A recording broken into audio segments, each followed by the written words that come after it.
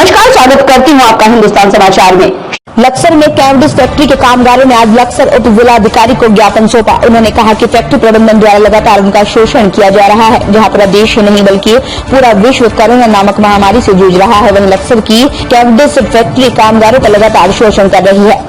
कामगारों का आरोप है कि फैक्ट्री प्रबंधन द्वारा उन पर लगातार दबाव बनाया जा रहा है कि उनका कहीं और स्थानांतरण कर दिया जाएगा। उन्हें बिना VRS का पैकेज दिए बिना दबाव बनाकर फैक्ट्री से बाहर का रास्ता दिखाया जा रहा है, जिससे उनके सामने रोजी रोटी का संकट खड़ा हो गया।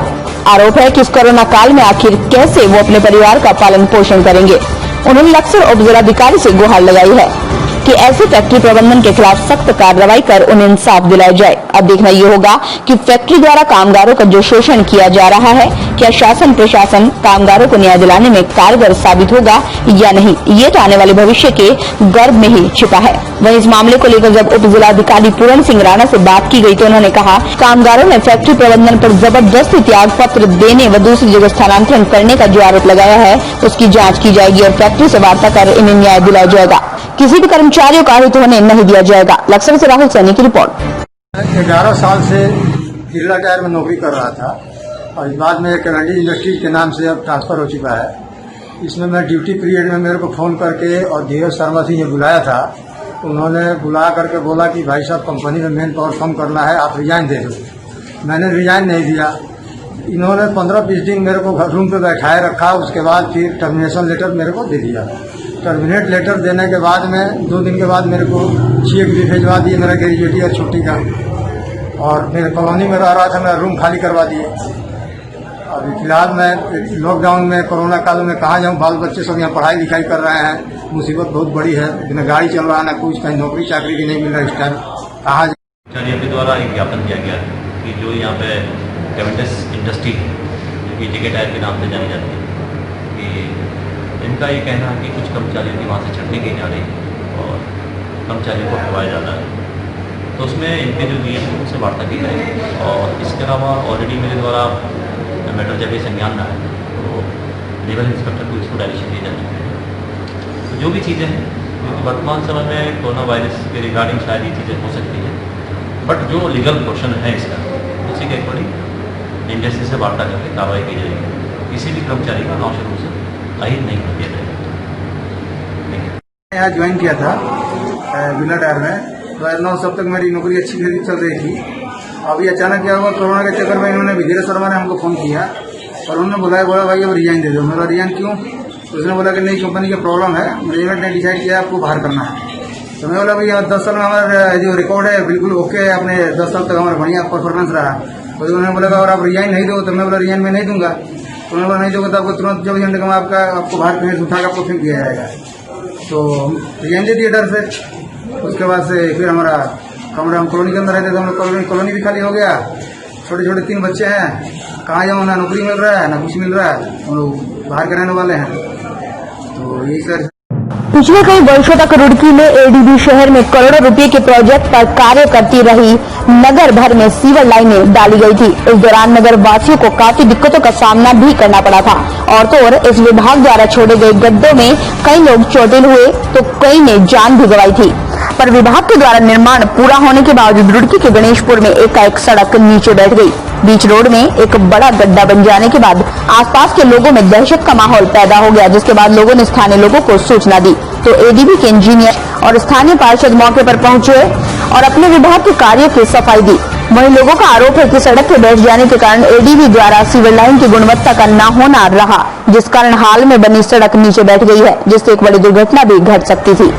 मास्टर जी ने बताया और पासा साहब का भी फोन आया था कि ऐसे सड़क बैठ गई है यहाँ पर, तो हम अभी देखने आए हैं। इसमें अभी पता ये कारण नहीं पता चल पा रहा कि नीचे पानी जा कहाँ से रहा है। तो अभी सड़क भी बैठ गई, अभी इसका पानी निकलवा के इसकी फिलिंग करा देंगे ताकि यहाँ से आवाजाही जो है वो बाधित ना हो और काम यहाँ चलता रहे। उसके बाद हम देखेंगे कि पानी हमारा कहाँ से आ रहा है, उसका जो है वो करेंगे, समाधान करेंगे। उसके बाद जो है आपका सुचारू रूप से दोबारा से सड़क हो जाएगी।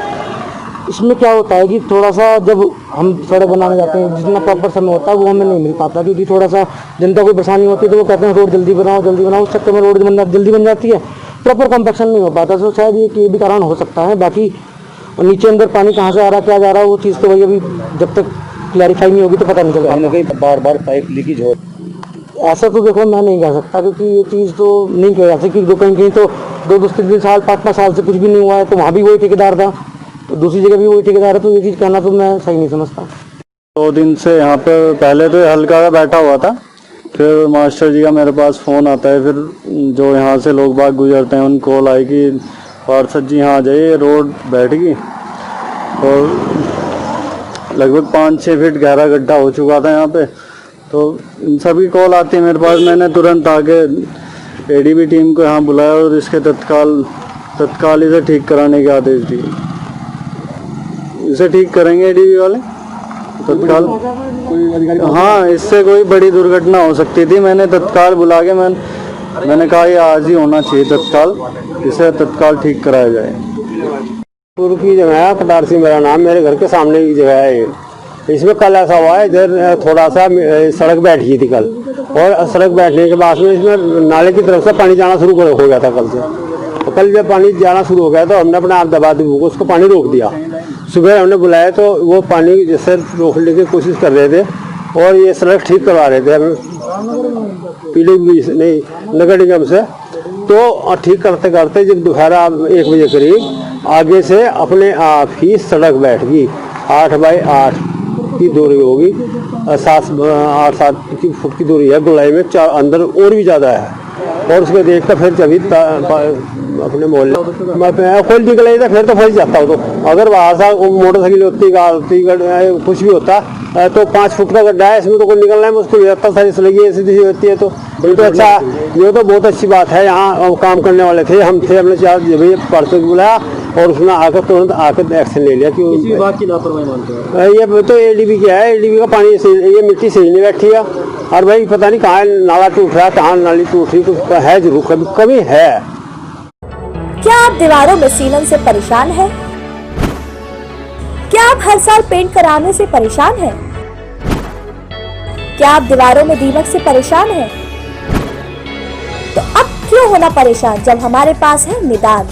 अपने घर या ऑफिस की दीवारों व छत पर सुंदर पीवीसी पैनल लगवाएं और पैसे और समय दोनों बचाएं। आरव इंटीरियर। अधिक जानकारी के लिए संपर्क करें 9557827247 8449351555। रुड़की की गंगनहर कोतवाली क्षेत्र में एक बड़ा हैरान कर देने वाला मामला सामने आया है, जहां पर एक हैवान पति ने हैवानियत की सभी हदें पार कर दी हैं। पति ने पत्नी को मारपीट कर घायल ही नहीं किया, बल्कि अपने पति के शरीर से काट कर उसे बुरी तरह घायल कर दिया गया है। देखिए हैरान कर देने वाली खास रिपोर्ट। बुरी तरह से घायल शरीर में दर्जनों जगह काटे जाने के निशान देखकर कोई भी आम व्यक्ति विचलित हो सकता है, पर इसे इतना जख्म देने वाले पति को इस महिला पर शायद जरा सा भी तरस नहीं आया। रुड़की के अम्बेडकर कॉलोनी में रहने वाली एक विवाहिता के साथ उसके पति ने बुरी तरह मारपीट की, और जब मारपीट से भी पेट नहीं भरा तो पत्नी के मुंह से लेकर पूरे शरीर में काट कर गंभीर घायल कर दिया, जिसकी चीखने चिल्लाने की आवाज सुनकर आस पड़ोस के लोग मौके पर पहुंचे और विवाहिता को घायल देख पड़ोसियों ने 100 नंबर डायल कर पुलिस को मामले की सूचना दी। जिसके बाद मौके पर पहुंची पुलिस व महिला के परिजनों ने घायल अवस्था में महिला को उपचार के लिए रुड़की सिविल अस्पताल में भर्ती कराया, जहां डॉक्टरों ने महिला की हालत नाजुक देखते हुए उसे ऋषिकेश एम्स के लिए रेफर कर दिया है। मारपीट की सूचना पाकर विवाहिता के परिजन भी रुड़की पहुंचे। दरअसल अब से तकरीबन 4 वर्ष पहले उत्तर प्रदेश के जिला सहारनपुर के गंगोह की रहने वाली युवती का विवाह रुड़की के काशीपुर के अम्बेडकर नगर में हुआ था, पर विवाहिता का पति शादी के कुछ दिनों बाद ही उसका उत्पीड़न करने लगा। पर आज उसके पति ने हैवानियत की सारी हदें पार करते हुए इतना मारा कि महिला की हालत बिगड़ गई, जिसके बाद कुछ पड़ोसियों ने विवाहिता के परिजनों को सूचना दी, जिसके बाद उसके परिजन महिला को लेकर अस्पताल पहुंचे। वहीं इस पूरे मामले पर पुलिस अधिकारियों का कहना है कि अभी पीड़ित महिला की तरफ से अभी कोई तहरीर नहीं दी, तहरीर आने पर ही कार्रवाई की जाएगी। खन्ना गंगोह जिला सहारनपुर से है। ये वीआईपी हद्दीवाड़ा वो यहाँ रहते हैं सुनहरा रोड पे अम्बेडकर नगर में। इसके सचिव सिंचाई विभाग में थे और रिटायर हो गए, और ये 3 दिन से इनका मतलब आपसी मतभेद चल रहा था। 1-2 बार आएगी समाज वाले, उन्होंने इनको समझाया भी, समझाने के बाद में ये हाथ जोड़ लेते थे, हाँ जी चलो ठीक है आगे कुछ नहीं होगा। उसके बाद फिर हम रात भी आए थे इनको समझाने के लिए। हमने कहा भी लड़की अगर थोड़ा दूर रह लो, 1 आध महीना घर रह लेगी, इनके भी दिमाग ठंडे हो जाएंगे, इनके भी। इन्होंने सुबह ही इसके साथ मार पिटाई कर दी। जब मेरे पास फ़ोन गया तब तक इसको पूरी मार पीट दी थी। उसके बाद वो लड़की बता दी। हमारा नाम मोहित है जी, गाँव मुबारकपुर के है जी, और अपनी बहन की शादी की थी लड़की, और उनका अच्छे हमने शादी की बहुत अच्छे तरीके से अच्छी। उनके बाद उनमें भेदभाव हुआ, जो भी कुछ हुआ, शाम भी 4 साल से हुई थी शादी। उसके बाद जैसे उनमें भेदभाव बना, जब बना 2 बच्चे हैं, हमने फिर भी मगर भाई परिवार अच्छा है, अपना अच्छे से रहे। उसके बाद इनमें मतभेद होते अब ये हुआ, रात भी इनमें मतभेद हुआ।